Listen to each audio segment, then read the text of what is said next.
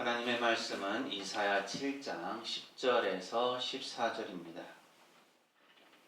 여호와께서 또 아하스에게 말씀하여 이르시되 너는 네 하나님 여호와께 한 징조를 구하되 깊은 데에서든지 높은 데에서든지 구하라 하시니 아하스가 이르되 나는 구하지 아니하겠나이다.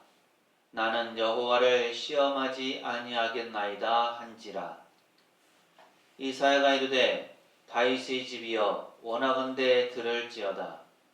너희가 사람을 괴롭히고서 그것을 작은 일로 여겨 또 나의 하나님을 괴롭히려 하느냐. 그러므로 주께서 친히 징조를 너희에게 주실 것이라. 보라, 처녀가 잉태하여 아들을 낳을 것이요 그의 이름을 임마누엘이라 하리라. 아멘. 한 주간 평안하셨습니까? 우리가 지난주 대림절 첫째 주일 맞아서 트리를 만들었고요. 또 트리의 장식을 비워뒀습니다. 그래서 여러분이 쓰시고 싶은 소원이나 기도 제목들을 적어서 카드에 적어서 달아달라고 말씀을 드렸는데 이렇게 또 아름답게 잘 꾸며졌습니다.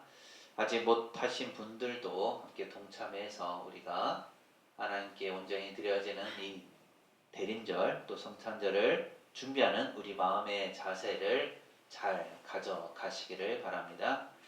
오늘은 우리가 잘 아는 말씀이에요. 임마누엘, 하나님께서 우리와 함께 하시다, 하나님께서 우리 가운데 계시다라는 그 약속, 그 말씀의 의미를 오늘 주신 말씀과 함께 살펴보려고 합니다. 혹시 여러분은 이스라엘의 사사하면 누가 떠오르십니까?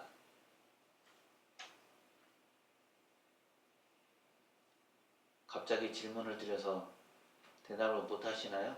사사, 누가 있습니까? 가장 우리가 널리 알려져 있는 사사는 삼손이죠. 힘이 장사였고요. 그래서 블레셋에 싸우기도 하고 또 들릴라라는 여인과의 관계도 있고 해서 또 죽음으로써 하나님의 영광을 나타낸 그 모습이 있어서 영화로도 제작되고 많이 알려져 있습니다. 하나님을 믿지 않는 사람들도 다 알만한 이름이 삼손이죠. 그 다음에 또 대표적인 사사는 사무엘이에요. 이스라엘의 마지막 사사입니다. 그 이후에는 왕이 세워져서 이스라엘을 다스리게 되죠. 그런데 또 하나의 인물, 성경에 많이 등장하고 또 우리가 알만한 또 하나의 사사가 있는데요. 그 사람은 기드온입니다. 기드온 아시죠? 기드온 하면은 300용사가 떠오릅니다. 수많은 사람들을 데리고 나라를 구원하는 그 일을 한 것이 아니라 300명만 데리고 미디안에게서 이스라엘을 구했던 사사 기드온이 있습니다. 그런데 기드온이 이렇게 300명의 용사를 데리고 승리를 거두기까지는 사실 쉽지 않은 과정들이 있었어요. 하나님께서 기드온을 부르시고 그에게 사명을 맡겨 주셨습니다. 하지만 기드온이 하나님의 그 뜻을 온전히 따르지는 못했어요. 주저주저하는 모습도 보였고 연약한 모습도 보였습니다. 그럴 때마다 하나님께서는 격려하시면서 하나님의 부르심에 순종하도록, 그래서 이스라엘을 구원하는 위대한 일을 해 나가도록 기드온을 도우셨죠. 이런 일도 있었습니다. 기드온이 하나님의 부르심을 받은 후에 군사들을 모았어요. 그리고 미디안을 치려고 준비하는 과정 가운데 있었습니다.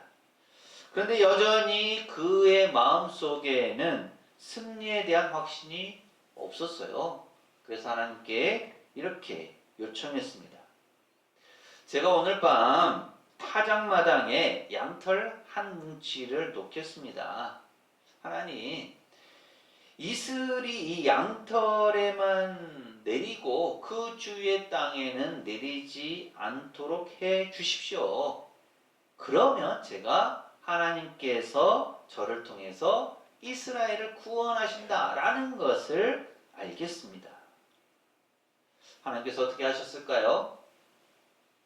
이 기드온의 요청을 들어주셨죠. 기드온의 요구대로 행하셨습니다. 그래서 양털 뭉치에만 이슬이 내렸고요. 그 주위의 모든 땅은 다 말랐습니다.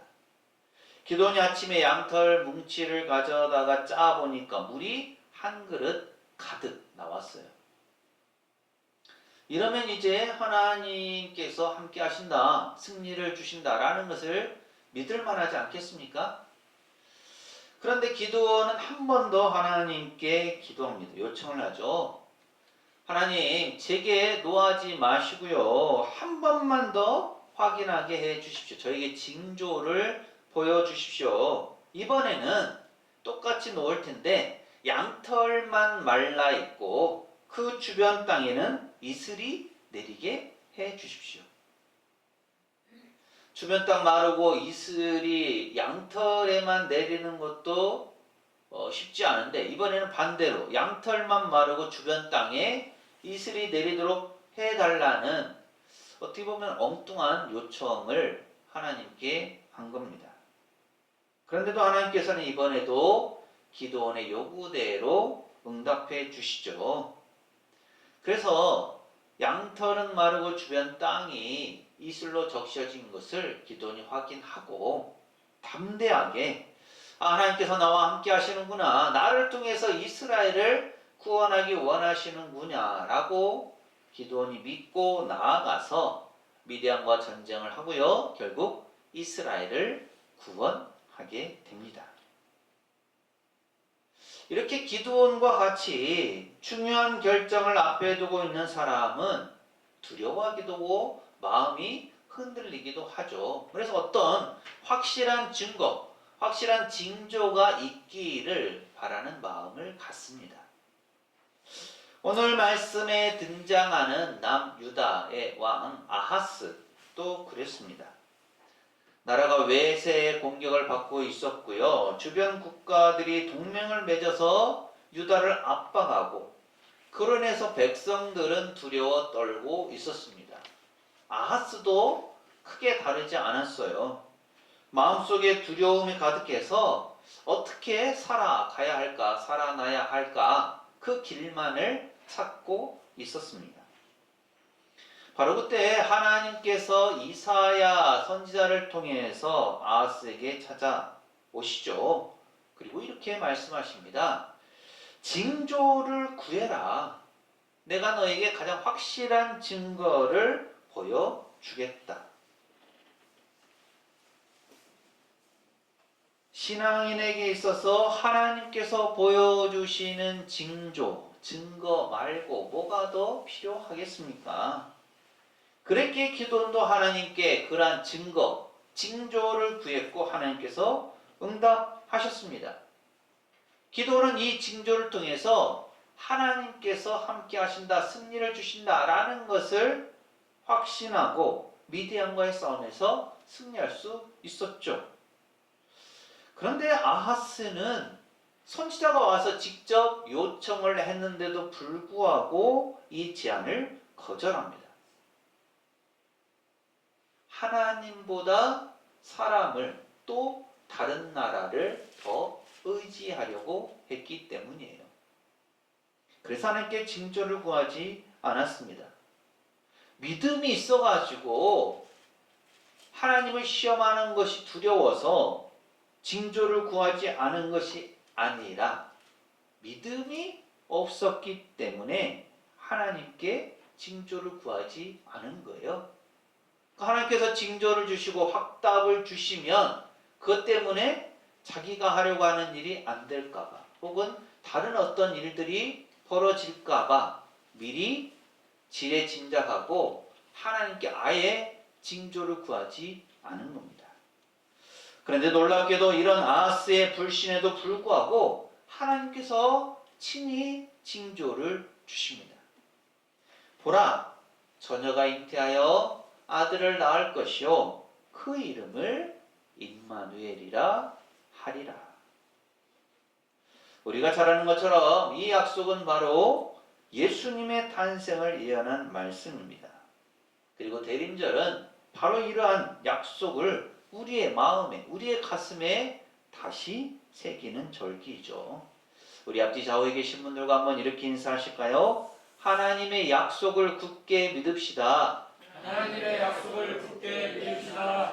한 번 더 하실까요? 하나님께서 함께 하십니다. 하나님께서 함께 하십니다. 오늘 말씀에 등장하는 아하스 왕은요, 젊었고요, 미숙했고, 또 지도자로서의 능력도 부족했습니다. 그렇다면 하나님의 도우심이 더더욱 필요했겠죠. 북이스라엘과 아람이 동맹해서 남유다를 공격해 왔을 때 그는 나라가 무너질까봐 두려워서 떨었습니다.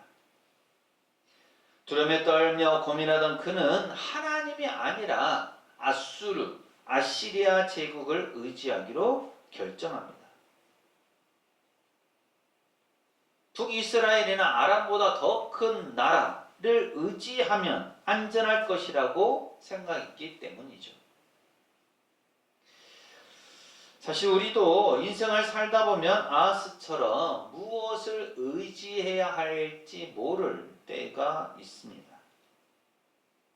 건강이 무너질 때, 경제적으로 어려울 때, 자녀 문제로 마음이 무너질 때, 외로움이 깊어질 때, 삶의 작은 결정조차 큰 부담이 될 때, 그럴 때 우리는 하나님보다 눈에 보이는 것을 더 붙들고 싶어질 때가 있습니다. 아하스가 가졌던 그 두려움은 우리가 오늘날 가지는 두려움과 크게 다르지 않습니다. 이런 현실적인 두려움 속에서 아하스는 주변 나라들의 공격 앞에서 하나님께 묻기보다, 하나님을 의지하기보다 강한 나라와 동맹을 맺어서 문제를 해결하려고 했습니다. 그래서 아시리아 제국에 손을 내민 거죠. 그런데 이렇게 아하스가 하나님을 믿지 않았지만 하나님은 아하스를 또 유다를 버리지 않으셨죠.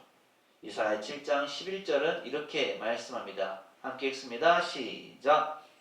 너는 내 하나님 여호와께 한 징조를 구하되 깊은 데에서든지 높은 데에서든지 구하라 하시니. 아멘. 하나님은 이사야 선지자를 통해서 아하스 왕에게 말씀하셨습니다.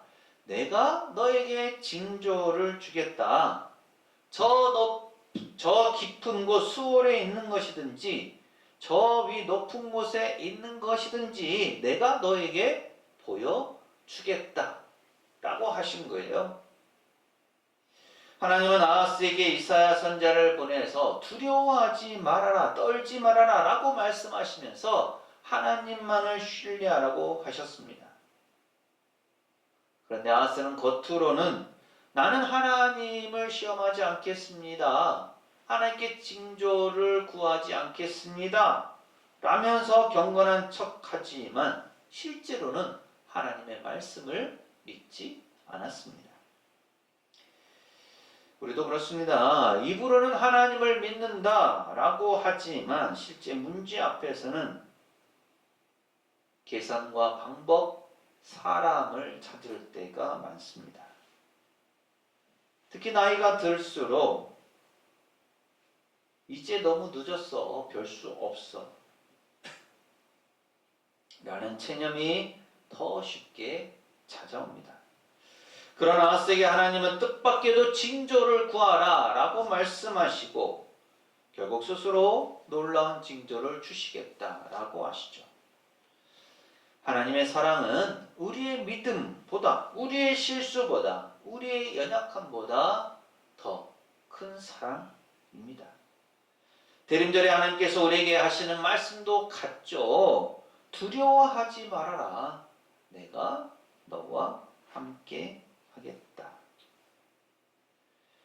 하나님께서는 이사야를 통해서 아하스와 또 하나님의 백성에게 직접 징조를 주십니다.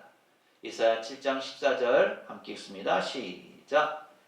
그러므로 주께서 친히 징조를 너희에게 주실 것이라. 보라, 처녀가 잉태하여 아들을 낳을 것이요 그의 이름을 임마누엘이라 하리라. 아멘. 먼저 이 말씀은 당시 상황에서 하나님께서 유다를 완전히 버리지 않으시고 함께 하신다 라는 증거로서 주어진 말씀이죠. 위기에 처한 아하스 왕에게 하나님께서 구원의 징조를 들려주십니다. 예루살렘에 거주하는 한 여인, 처녀가 아들을 낳게 될 것인데 그 아이의 이름이 임마누엘이죠. 임마누엘이란 하나님께서 우리와 함께 하신다라는 뜻입니다. 유다가 당면한 국가적 위기는 그 아기가 젖을 떼고 음식을 먹을 때쯤이 되면 해소되고 유다를 침공한 두 나라인 아람과 북이스라엘은 패망의 길을 걷게 될 것입니다. 따라서 하나님께서 함께 하신다라는 이 임마누엘, 이 약속, 이 소망은 이스라엘이 소망 가운데서 유다가 소망 가운데 인내하면서 살아가는 것이 하나님의 뜻을 이루는 것이다 라는 것을 가르쳐주는 말씀이죠. 하지만 이보다 더 큰 의미, 구속사적인 의미가 있습니다. 마태복음 1장은 예수님의 탄생이 바로 이 예언의 완전한 성취라고 선포합니다. 마태복음 1장 22절, 23절 말씀 함께 읽습니다. 시작. 이 모든 일이 된 것은 주께서 선지자로 하신 말씀을 이루려 하심이니 이르시되 보라, 처녀가 잉태하여 아들을 낳을 것이요 그의 이름은 임마누엘이라 하리라 하셨으니 이를 번역한즉 하나님이 우리와 함께 계시다 하니라. 아멘. 하나님께서 마리아에게 하나님의 뜻을 가르쳐 주시면서 네가 아이를 낳게 될 것이다. 하나님께서 크신 능력으로 성령님께서 역사하셔서 낳을 아이, 바로 그 이름이 임마누엘이다 라는 것을 마태복음이 가르쳐주고 있는 거죠. 임마누엘은 단순히 하나님께서 우리 편이시다 라는 정도가 아닙니다. 하나님께서 사람의 몸을 입고 실제로 우리 가운데 들어오셨다 라는 선언이죠. 멀리 하늘에서만 보고 계시는 하나님이 아니라 우리와 같은 방에 계시고 우리와 같은 밥을 드시고 우리와 같이 길을 걸으시는 하나님이십니다. 하나님께서 주신 이 징조는 인간의 상식을 완전히 뛰어넘은 거죠. 처녀가 잉태하여 아들을 낳는다는 것, 이것은 결코 사람의 능력으로 할 수 없는 일입니다. 하나님께서는 왜 이렇게 불가능한 징조를 주셨을까요? 이유는 단 하나입니다. 구원은 사람의 힘이 아니라 하나님에게서 나온다는 거죠. 사람이 아무리 지혜롭고 아무리 준비해도 자신의 죄의 문제조차 해결할 수 없고 죽음을 이길 수 없고 미래에서 자기를 스스로 지킬 수 없습니다. 그래서 하나님께서 직접 오셨습니다. 하늘의 하나님이 인간의 몸을 입고 연약하고 가난한 아기로 오셨습니다.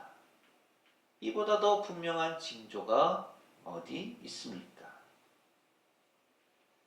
사랑하는 성도 여러분, 대림절의 핵심 메시지는 아주 매우 간단합니다. 하나님께서 우리와 함께 계신다. 예수님께서 오신 이유는 우리를 도우시기 위해서, 우리를 버리지 않기 위해서, 우리를 영원히 사랑하기 위해서입니다. 우리가 혼자라고 느낄 때도 주님은 곁에 계시고 슬픔 속에서도 함께 울어주시며 불안 속에서 우리를 붙잡아 주십니다. 대림절은 바로 이 임마누엘의 신비를 다시 묵상하는 시간입니다. 베들레헴 마구간에서 시작된 임마누엘, 그리고 지금 우리의 삶 속에서 계속되는 임마누엘, 또한 다시 오실 주님과 함께 완성될 영원한 임마누엘을 동시에 바라보는 시간입니다. 사람은요, 나이가 들면 몸이 약해지고 외로움이 더 깊어지고 자신의 곁을 사람들이 점점 더 떠나는 것 같고, 그래서 삶의 무게가 더 크게 느껴진다고 합니다. 하지만 임마누엘의 의미는 이렇습니다. 사람이 떠나도 하나님은 떠나지 않으신다. 건강이 약해져도 하나님은 여전히 곁에 계신다. 나이가 들어도 하나님은 나를 버리지 않으신다. 하나님과의 동행은 나이와 상관없이, 건강과 상관없이, 상황과 상관없이 평생을 따라오는 은혜입니다. 아하스 왕은 믿음이 없는 왕이었습니다. 하지만 하나님은 그의 실패에도 불구하고 구원의 계획을 계속 이루셨습니다. 우리도 실수하죠.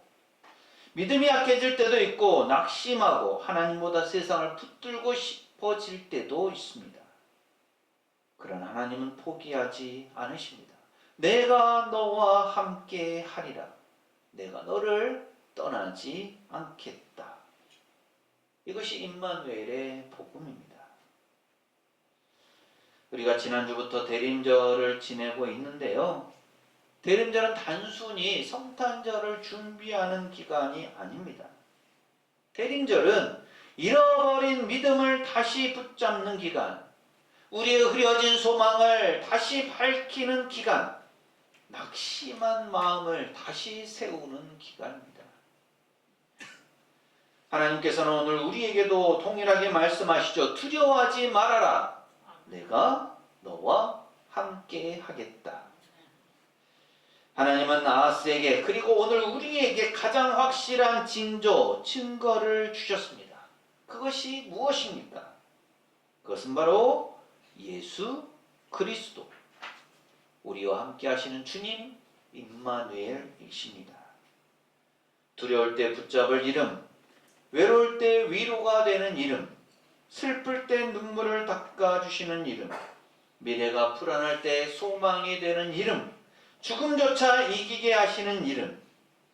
대림절은 그 예수님을 우리의 마음에 다시 모시는 절기입니다.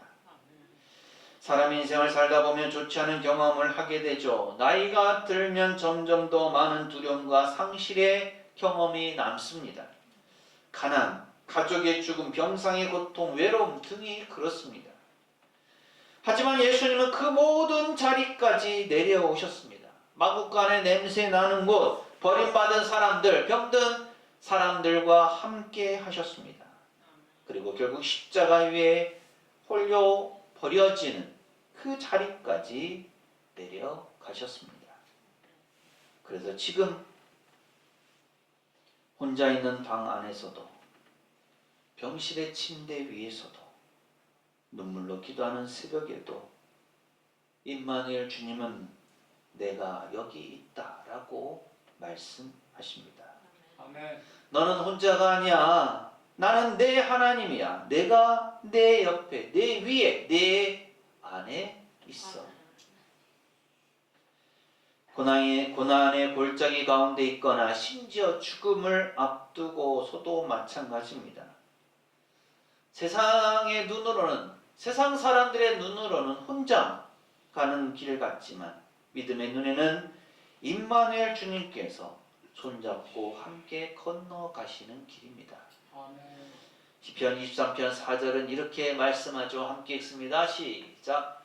내가 사망의 음침한 골짜기로 다닐지라도 해를 두려워하지 않을 것은 주께서 나와 함께 하심이라.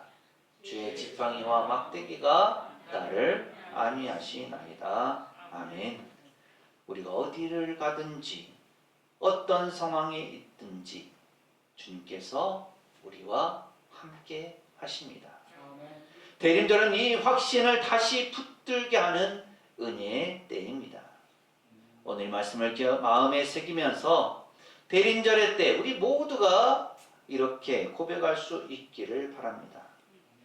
주님, 제 삶의 징조는 예수님이십니다.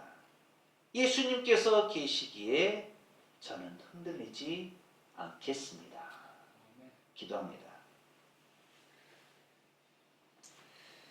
임마누엘의 하나님, 저희가 믿음이 약해질 때에도 하나님께서 저희를 포기하지 않으시고 더 큰 사랑으로 저희에게 오심을 감사드립니다. 아멘. 아하스 왕처럼 여러 가지 혼란스러운 상황 속에서 두려움으로 흔들리는 저희의 마음을 붙잡아 주옵소서. 아멘.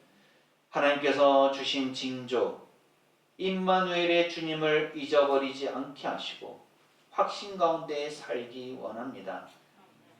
대림절을 지나는 동안 저희의 마음을 예수님께로 완전히 돌리게 하시고 저희의 두려움을 믿음으로 바꾸게 하시며 저희의 연약함을 은혜로 채워 주옵소서. 아멘. 그래서 하나님께서 저희와 함께 계심을 믿으면서 평안함 가운데 살게 하옵소서. 아멘. 저희 가운데 함께 하시는 예수님 이름으로 기도합니다. 아멘. 하나님은 두려움 가운데 있는 주의 백성을 외면하지 않으십니다. 임마누엘의 주님은 하나님께서 우리에게 주신 가장 확실한 징조입니다. 아멘. 사랑하는 새송교회 교우 여러분, 이 말씀을 가슴에 새기고 세상으로 나가십시오. 하나님께서 우리와 함께 하십니다.